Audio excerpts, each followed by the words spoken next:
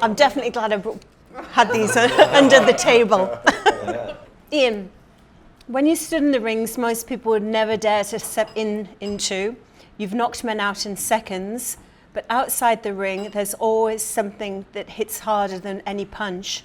What was the moment in your life that brought you to your knees, and how did you stand back up from it? The biggest one was my father when he passed. I thought I'd be the strongest. I put my hand up to do the eulogy, all that sort of stuff.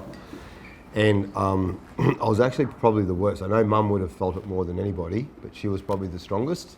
It taught me a lot about men and women, how resilient women are and do what they need to do. And it's the first time I really lost. And I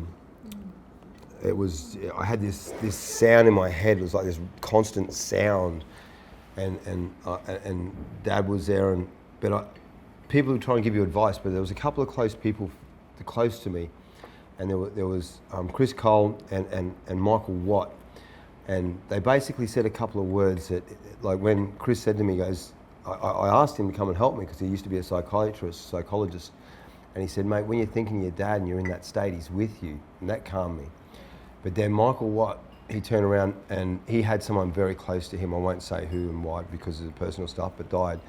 And I never knew why. He never laughed at parties, never joked or anything, in the early days. And it was because he'd lost someone really close to him. And he said to me, he goes, every night I go to sleep, I send them love and they send it back. He goes, try it. And I went to bed that night and I sent love to Dad. It just went bang and it hit me. You can't stop love. Yeah. You know what I mean? So that helped me. That was probably my biggest one. The other one was from the age of 4, I wanted to be world champion. I did all that. I wanted to be world champion, so I had a voice to help the world. And I wanted to look after Mum and Dad. I knew they were working 2 and 3 jobs. I knew to be world champion, to have a voice, I had to be world champion and help. I devoted my whole life to it. Broken promises, all this sort of stuff, and I basically ended up 80 grand in debt. Lost my wife, lost my house, lost everything, similar sort of thing, right? And my whole life was that. And like, I honestly was very close to suicide. If it wasn't for my mother and my son, I wouldn't be here because I wouldn't leave them with it. But from that came the strongest points of my life. I ended up moving overseas, becoming a millionaire, found the true values in life. But the thing for me is just never give up, never stop. Surround yourself with the people that matter. They're the people that matter. Don't listen to the white noise of the people that say stuff that's not right or wrong.